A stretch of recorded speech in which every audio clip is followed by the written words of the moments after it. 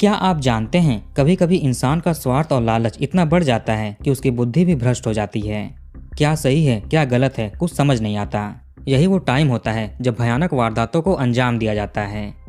एक ऐसी घटना जिसने इसी तरह से दो बच्चों की जिंदगियां, उनके भविष्य, परिवार सब कुछ खत्म कर दिए। नमस्कार दोस्तों, तो क्या हाल चाल है आपके। आज हम बात करने वाले हैं राजेश गौतम केस के बारे में। इस कहानी की शुरुआत होती है उत्तर प्रदेश के एक जाने माने शहर कानपुर से। यहीं डहली सुजानपुर नामक एक लोकेलिटी पड़ता है। इसी जगह पर एक सब लोकेलिटी है कोयला नगर। कोयला नगर में एक घर था जहाँ पर एक परिवार रहा करता था। घर के सबसे बड़े कर्ता धर्ता या कहें तो मुखिया थे राजेश गौतम। इनकी पत्नी थी उर्मिला गौतम और इनके दो बच्चे भी थे। दोनों लड़के थे और ये स्कूल जाते हैं। राजेश गौतम अपने इलाके में सबसे संपन्न और अमीर परिवारों में आते थे। इनके पास अलग अलग जगहों पर ढेर सारी जमीनें थीं। कुल मिलाकर 45 करोड़ की संपत्ति थी। कुछ तो इन्हें विरासत में मिला था और कुछ इन्होंने खुद कमाया था। पेशे से ये एक सरकारी टीचर थे और एक कानपुर में ही सरसौल ब्लॉक के जूनियर हाई स्कूल में पढ़ाते थे। ये नौकरी तो बस इनके लिए एक टाइम पास था। इन्हें कुछ भी करने की जरूरत नहीं थी, सब कुछ था इनके पास। पिता ने विरासत में करोड़ों की संपत्ति छोड़ी थी। वैसे राजेश गौतम अपनी सरकारी नौकरी के अलावा पार्ट टाइम में रियल एस्टेट और प्रॉपर्टी डीलिंग का भी काम करते थे। इनकी एक आदत थी कि ये रोज सुबह मॉर्निंग वॉक पर जाते थे। अपने दोनों बच्चों को लेकर भी जाते हैं। कभी ये पार्क में जाते थे तो कभी ये रोड पर ही टहलते हैं। इलाके में इन्हें हर कोई जानता था, सबकी नज़रों में इनकी अच्छी इमेज थी। अब दिन आता है 4 नवंबर 2023। सुबह सुबह का टाइम था। वैसे ये ठंड का मौसम था, काफ़ी ठंड भी पड़ रही थी। रोड पर भी लोग बहुत कम थे, गाड़ियाँ वगैरह भी कम चल रही थीं। तो 4 नवंबर के दिन सुबह सुबह 5:30 से 6 बजे के बीच राजेश गौतम हमेशा की तरह टहलने के लिए घर से निकलते हैं। आज के दिन बच्चे इनके साथ नहीं आए थे। राजेश अपना घूमते फिरते स्वर्ण जयंती विहार इलाके में पहुंचे, जो कि इनके घर से ज़्यादा दूर नहीं था। अब समय हो रहा था 6:27 का। तभी अचानक से एक तेज़ रफ्तार गाड़ी आई और राजेश को जोर से टक्कर मार दिया। टक्कर इतना भयंकर और जोरदार था कि आसपास के लोगों को बहुत तेज़ आवाज़ सुनाई दिया, जैसे कि कोई बम फटा हो। राजेश करीब 20 फीट दूर एक पेड़ के पास जाकर गिरे। वहीं पर कुछ पत्थर पड़े हुए थे जिससे उनका सर टकरा गया। इनके हाथों और पैरों में भी बहुत गहरी चोटें आती हैं। वो कार जिसने टक्कर मारी वो इतनी तेज रफ्तार में थी कि एक्सीडेंट करते ही वो डिसबैलेंस हो गई और एक खंबे से जाकर टकरा गई। उसका एक टायर भी फट गया। उस गाड़ी में बैठा हुआ ड्राइवर निकलकर भाग जाता है। अब एक तरफ राजेश गौतम रोड के किनारे बेहोश पड़े हुए थे, उनके सर से काफी रक्त प्रवाहित हो रहा था। वहीं दूसरी तरफ टक्कर मारने वाली गाड़ी खंबे से टकराकर पड़ी हुई थी। कुछ लोगों ने इस घटना को होते हुए अपनी आंखों से देखा था। वो चश्मदीद गवाह थे। ये लोग फौरन भागकर एक्सीडेंट होने वाले आदमी के पास आए, उसको देखा। वहाँ के लोकल लोग शख्स को पहचान जाते हैं कि ये राजेश गौतम है। किसी ने राजेश के बड़े भाई ब्रह्मदीन गौतम को भी सूचना दे दी कि आपके भाई के साथ ऐसे ऐसे हो गया है। गौतम इनके छोटे भाई थे। इसी 4 नवंबर के दिन राजेश के भतीजे नेवी ऑफिसर कुलदीप गौतम भी छुट्टी पर आए हुए थे। इन्हें घर पर पहुंचे 2 मिनट भी नहीं हुए कि पता चला कि चाचा जी का रोड एक्सीडेंट हो गया है। अब राजेश के बड़े भाई और भतीजे भी मौके पर पहुंचते हैं। जब तक ये वहां पर गए तब तक पुलिस आ चुकी थी। राजेश हॉस्पिटल जा चुके थे। अब बड़े भाई और भतीजे हॉस्पिटल पहुंचे। पता चला कि राजेश की मृत्यु हो चुकी है। इसके बाद उनके शव को पोस्टमार्टम के लिए भेज दिया गया। इस घटना से हर कोई हैरान था। जब ये चीज़ राजेश की पत्नी को पता चली कि रोड एक्सीडेंट में पति की मृत्यु हो गई है तो इनका रोना धोना शुरू हो गया। घर में दुख का पहाड़ टूट पड़ा। इनके 2 छोटे बच्चे थे, अब उनका क्या होगा, उनकी परवरिश कैसे होगी। कुछ चश्मदीद थे, उन्होंने पुलिस से कहा कि एक गाड़ी आई और गौतम को टक्कर मार दिया, फिर वो खंबे से जाकर टकरा जाती है। किसी ने टक्कर मारने वाले पर उतना ध्यान नहीं दिया था। सभी भागकर राजेश के पास आए थे। साफ साफ ये रोड एक्सीडेंट का केस था। पुलिस ने भी इसी आधार पर केस दर्ज कर लिया। टक्कर मारने वाली गाड़ी थी मारुति इको। पुलिस ने इसे बरामद कर लिया। जब इन लोगों ने गाड़ी के रजिस्ट्रेशन नंबर से ओनर का पता करने की कोशिश की तो पता चला कि नंबर प्लेट फर्जी है। पुलिस ने CCTV फुटेज भी निकलवा कर चेक किए। उसमें भी नजर आया कि इको गाड़ी तेजी से आई और टक्कर मारकर खुद भी टकरा गई। सीधे तौर पर तो ये घटना होते हुए कैमरे में कैद नहीं हुई थी, लेकिन तेजी से ये गाड़ी राजेश गौतम की ओर जाते हुए दिखी थी। 3-4 दिनों तक तो सबको लगता रहा कि ये सड़क हादसा है। पुलिस भी यही समझ रही थी। यहीं पर थे राजेश के भतीजे कुलदीप गौतम, जो कि नेवी ऑफिसर थे। इनके लिए ये हादसा मानना मुश्किल था। ये सोचते हैं कि सुबह सुबह चाचा जी टहलने के लिए निकले। आखिर वो गाड़ी चालक इतनी तेजी से कार क्यों चला रहा था। जाहिर सी बात है कि राजेश बीच रोड पर तो टहल नहीं रहे थे। पूरा रोड खाली था। गाड़ी भी अगर तेज रफ्तार में थी तो ये सीधे निकल जाती। अचानक उसने गाड़ी को मोड़कर साइड क्यों लाया जिससे राजेश को टक्कर लगे। यही नहीं, गाड़ी का नंबर भी फर्जी था। इन सारी चीज़ों से भतीजे कुलदीप को थोड़ा अजीब लगता है। अब ये पुलिस के पास जाने के बजाय खुद ही उस रास्ते पर लगे अलग अलग सीसीटीवी कैमरे ढूंढकर चेक करने लगे। इनके पास 2-3 फुटेजेस हाथ लगती हैं। ये उसे बहुत ध्यान से देखते हैं। नज़र दौड़ाते हुए इन्हें उसमें एक चीज़ दिखाई देती है। एक गाड़ी वहीं एक्सीडेंट होने वाले स्पॉट से कुछ मीटर की दूरी पर खड़ी थी। ये सफ़ेद कलर की वैगनार कार थी। राजेश गौतम के रास्ते से गुजरते ही ये वैगनार गाड़ी भी चलना शुरू करती है। ये स्लो स्पीड में राजेश का पीछा कर रही थी। पीछा करते करते ये गाड़ी तेज़ हो गई और राजेश के आगे निकल जाती है। फिर यू टर्न लेकर वापस आई और राजेश का दोबारा पीछा करने लगी। तभी अचानक डार्क कलर की मारुति इको कार बहुत स्पीड से आई और राजेश को टक्कर मारकर खुद भी टकरा गई। जैसे ही ये टक्कर हुई और वो गाड़ी भी ठुकी तो वैगनार भी स्पीड पकड़ती है और इको स्पोर्ट गाड़ी के पास जाती है। ठुकी हुई गाड़ी में से ड्राइवर उतरा और वैगनार में बैठकर निकल गया। ये चीज़ फुटेज में साफ साफ कुलदीप को दिख जाता है। इस चीज़ से कुलदीप को शक हुआ कि चाचा जी के साथ जो भी हुआ वो कोई नॉर्मल रोड एक्सीडेंट नहीं था, बल्कि एक सोची समझी साजिश थी। कुलदीप ने अपने घर पर भी इस बारे में बताया। अभी तक सब लोग यही सोच रहे थे कि वो सड़क दुर्घटना है। राजेश की पत्नी भी यही सोच रही थी, लेकिन अब लगा कि वो कत्ल है। पत्नी को यह पता चलते ही ये सीधे पहुंची एडीसीपी ऑफिस। वहां इन्होंने अपने जेठ और भतीजे पर इल्जाम लगाया कि इन लोगों ने ही पति के साथ वो दुर्घटना किया होगा। ये लोग उनकी प्रॉपर्टी हड़पना चाहते हैं, कब्जा करना चाहते हैं। राजेश गौतम का एक ग्रुप था व्हाट्सएप पे, जिसमें इनके जवाहर नवोदय में पढ़े बैचमेट और दोस्त वगैरह थे। ये दोस्त भी कोई आम लोग नहीं थे। प्रदेश के आईएएस, पीसीएस, आईपीएस जैसे पदों पर काम करने वाले अधिकारी थे। उर्मिला ने अपने पति की मृत्यु के बारे में इस ग्रुप में बताया। फिर राजेश गौतम के दोस्त एक्टिव हुए, प्रेशर बनाया, जिसके बाद पुलिस की इन्वेस्टिगेशन तेजी पकड़ती है। 4 अलग अलग टीमों का गठन हुआ। किसी का काम था सीसीटीवी की जांच करना, उसमें जो भी सुराग मिले उसको देखना, किसी का परिजनों से पूछताछ करना, किसी के कॉल डिटेल्स वगैरह निकाल कर जांच करना, किसी का ऑन ग्राउंड कत्ल में यूज हुई गाड़ी का पता करना। अब जांच शुरू हुआ। वैसे राजेश गौतम के 3 भाई थे। सभी लोग अपना सेटल हो चुके थे। सब ने अपना अपना घर बना लिया था, शादी हो चुकी थी। राजेश गौतम की शादी 2012 में हुई थी।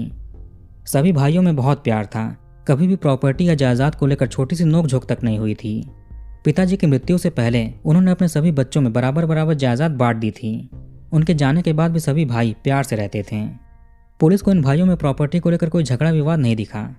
अब चूंकि राजेश इतने बड़े आदमी थे तो उनकी प्रॉपर्टी डीलिंग के फील्ड में भी किसी न किसी से दुश्मनी हो सकती है, लेकिन इनकी लाइफ में किसी भी तरह की प्रॉब्लम नहीं थी। ये सरकारी टीचर थे, साथ में प्रॉपर्टी डीलिंग का भी काम करते थे। जैसा कि भाई बताते हैं कि धीरे धीरे राजेश ने सोचा कि इनकी इतनी सारी ज़मीनें ऐसे ही खाली पड़ी हुई हैं, क्यों ना उस पर कुछ बनाया जाए, कोई फ्लैट या अपार्टमेंट टाइप का या घर जैसा कुछ। अब इनके पास पैसों की कमी तो थी नहीं। वैसे ये 2021 की बात है। इसी साल में इन्होंने सोचा था अब इनको एक एक्सपीरियंस्ड आर्किटेक्ट और राजमिस्त्री की ज़रूरत थी या ठेकेदार की ज़रूरत थी। इसके लिए इन्होंने बैचमेंट वाले ग्रुप में पोस्ट किया कि एक आर्किटेक्ट और ठेकेदार चाहिए। इनके ग्रुप में एक दोस्त हैं हेमंत सोनकर, जो कि ठेकेदारी का काम करते थे। उन्होंने कहा कि यही तुम्हारा घर बनाएंगे। हेमंत सोनकर के एक रिश्तेदार थे शैलेंद्र सोनकर, जो कि एक आर्किटेक्ट थे। हेमंत ने इसका परिचय राजेश गौतम से कराया। आगे सारी बातचीत हुई। घर के लिए सारा नक्शा वगैरह तैयार किया जाता है, प्लानिंग की जाती है, कैसे कैसे क्या होगा। इसके बाद दिल्ली सुजानपुर में मौजूद राजेश की एक ज़मीन पर कंस्ट्रक्शन शुरू हुआ। 2021 में ही शुरू होता है। हेमंत सोनकर मजदूर मिस्त्री को संभालते थे, यानी ठेकेदार थे, और शैलेंद्र सोनकर डिज़ाइन संभालते थे कि ऐसे ऐसे करना है, यानी आर्किटेक्ट थे। इसी बीच बैचमेंट हेमंत सोनकर का पीएससी में सिपाही के तौर पर सिलेक्शन हो गया। अब इनको जाना पड़ेगा, तो उन्होंने अपना सारा काम शैलेंद्र सोनकर को सौंप दिया और चले गए। ऐसे ही पुलिस सारी डिटेल्स इकट्ठा कर रही थी। सीसीटीवी में 2 गाड़ियां दिखी थीं। भतीजे कुलदीप को जो भी फुटेज मिले थे इन्होंने पुलिस से शेयर कर दिया। जो गाड़ी थी मारुति इको, जो कि खंबे से टकराई थी, उसकी तफ्तीश करते करते मिला कि ये गाड़ी कल्याणपुर की है, जो कि कानपुर में ही पड़ता है। ऐसे पुलिस को लगा कि वैगनार गाड़ी भी इसी कानपुर की ही रही होगी। तो आरटीओ ऑफिस से जितनी भी वैगनार गाड़ी रजिस्टर हुई थी कानपुर में, पुलिस सबकी डिटेल्स निकलवाती है। उनके ओनर्स का पता किया गया। फिर एक एक करके पुलिस सभी वैगनार गाड़ी के ओनर्स से मिलती है। राजेश के भाइयों से भी बातचीत चल रही थी। बात बात में इन्होंने बताया कि कुछ वक्त पहले राजेश की अचानक तबीयत खराब हो गई थी। उसे हॉस्पिटल में भर्ती किया गया था। उसने कोई गलत चीज खा ली थी या खिलाया गया था। चूंकि वो इतना कामयाब हो चुका था तो शायद कोई उससे जलता हो, इसलिए उसने ऐसा किया होगा। यह पता चलते ही पुलिस की एक टीम हॉस्पिटल पहुंचती है, जहां पर राजेश एडमिट हुए थे। पता चला कि उन्होंने कोई भारी मात्रा में पॉइजन खा लिया था, लेकिन फिर वो रिकवर हो गए थे, ठीक हो गए थे। इससे पुलिस समझ गई कि राजेश के कत्ल का पिछले कई महीनों से प्लान किया जा रहा है। पहले जहर देकर मारने की कोशिश हुई और अब ये रोड एक्सीडेंट। राजेश के खाने में जहर मिलाया गया था। ये कितने बजे टहलने जाते हैं, किस किस रास्ते से जाते हैं, कत्ल वाले दिन ये कितने बजे घर से निकले थे, किस बाहरी इंसान को यह सब कुछ पता होगा? जरूर कत्ल के पीछे घर के अंदर का ही किसी का हाथ है।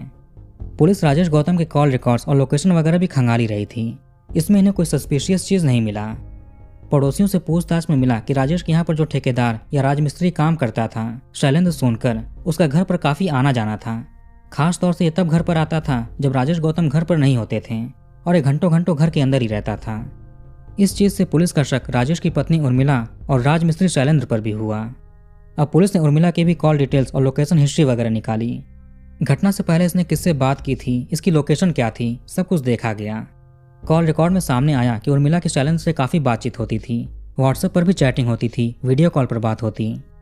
राजेश गौतम के 2 बच्चे थे, एक 9 साल का और एक थोड़ा छोटा। बड़े बेटे ने बताया कि इसकी माँ अक्सर उस आदमी से वीडियो कॉल पर बात करती थी। अंकल वीडियो कॉल पर अपने कपड़े उतार देते थे। गाड़ियों की तफ्तीश करते करते वैगनार का मालिक मिल जाता है।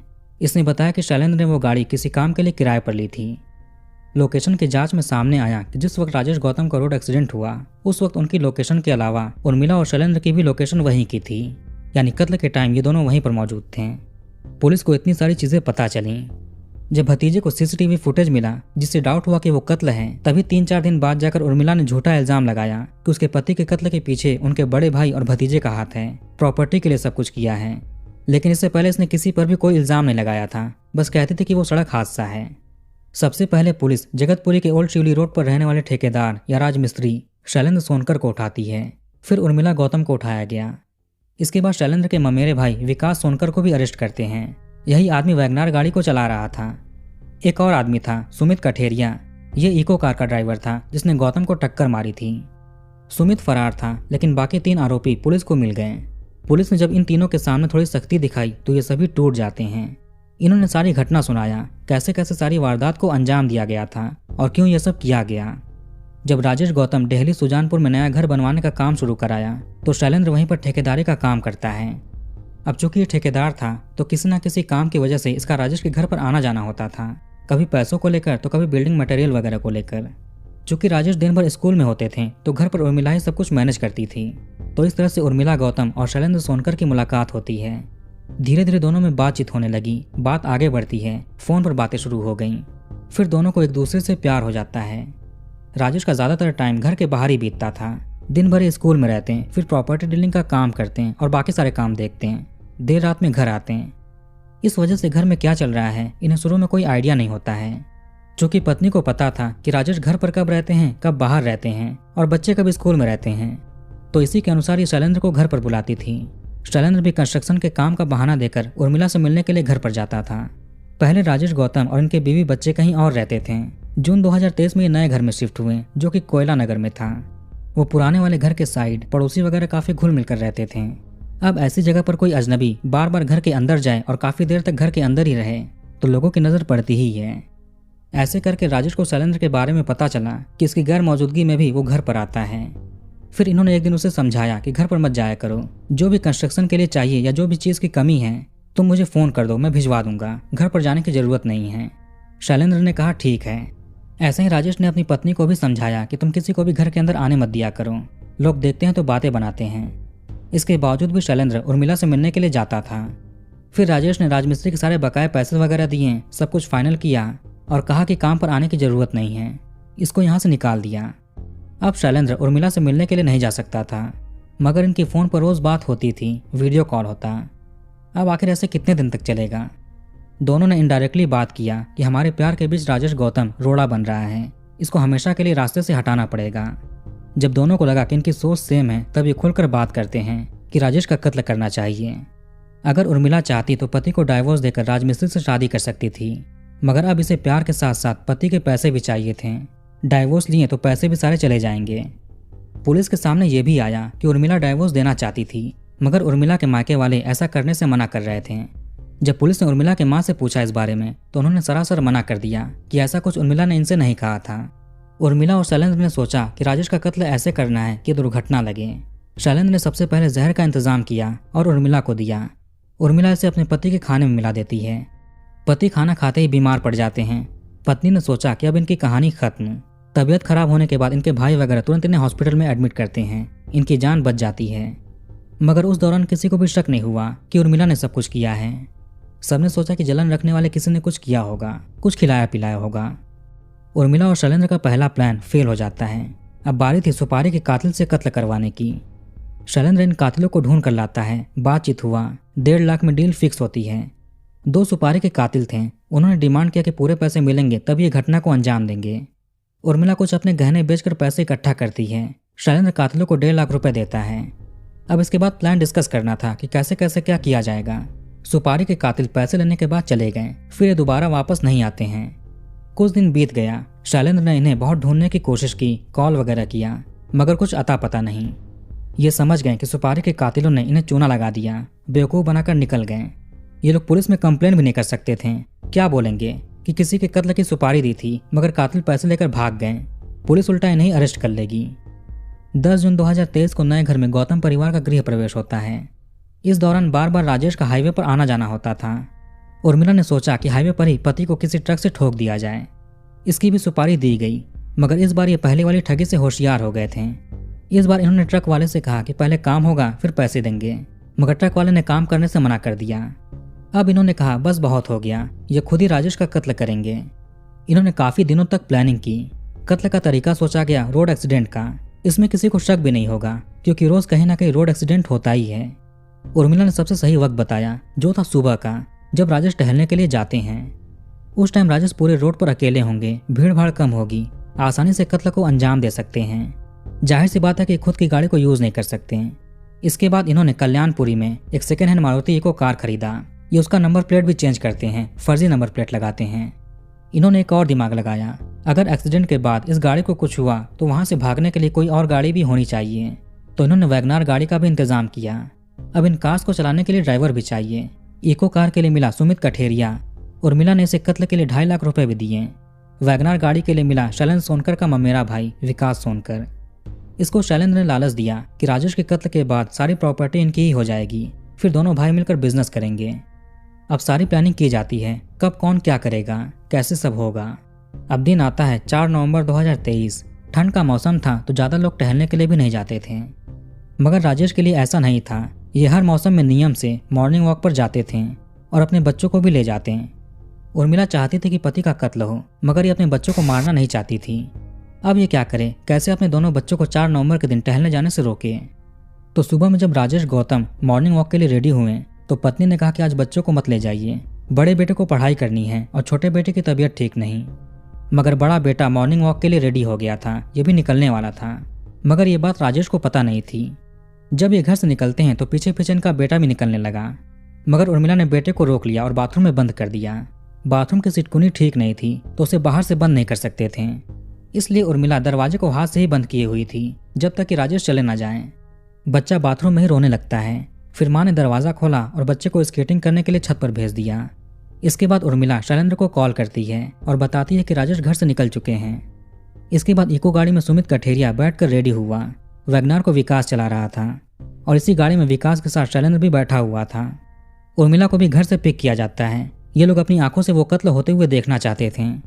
इन्हें पहले से ही पता था कि राजेश किन किन रास्तों से गुजरेगा, इसलिए पहले ये लोग उस रास्ते पर जाकर इंतजार करने लगे जहां पर वो आने वाला था। सुमित भी कुछ किलोमीटर दूर मारुति इको लेकर खड़ा था। इन्होंने पहले ही सब कुछ तय किया हुआ था कि कहां पर टक्कर मारा जाएगा। जब वैगनार के पास से राजेश गुजरा तब सुमित इको कार को लेकर दौड़ाना शुरू करता है। ये लोग जानबूझकर उस गाड़ी को दूर रखे हुए थे ताकि टक्कर से पहले वो स्पीड पकड़ लें। फिर आगे वो टक्कर होती है। टक्कर के बाद गाड़ी की स्पीड की वजह से वो डिसबैलेंस हो गया और खंबे से जाकर टकरा गया। टायर फट जाता है। फिर वैगनार इको कार के पास आई, उसमें से सुमित उतरकर वैगनार में बैठता है और निकल गया। ये न्यूज़ मिलने से पहले उर्मिला अपने घर पर पहुंच जाती है। सभी अपनी अपनी जगह पर पहुंच गए। जब उर्मिला एडीसीपी ऑफिस गई ये बताने के लिए कि इसे अपने जेठ और भतीजे पर शक है, तो एडीसीपी इससे सवाल पे सवाल पूछने लगी जिससे ये घबरा जाती है। फिर यहाँ से चली गई। इसने अपना फ़ोन स्विच ऑफ कर दिया और अपने बच्चों को लेकर चली जाती है। इससे भी पुलिस को शक हुआ कि दाल में कुछ तो काला है। उर्मिला अपने ननद के घर पर भाग गई थी। उर्मिला और शैलेंद्र पकड़े जाने के बाद जहर खाने की भी कोशिश करते हैं ताकि इन्हें और मौका मिले, मगर कुछ भी नहीं हुआ। इस तरह से एक पत्नी पैसे और अपने आशिक को पाने के लिए अपने पति का कत्ल कर देती है। इनके बच्चों के ऊपर से पिता का साया उठ गया।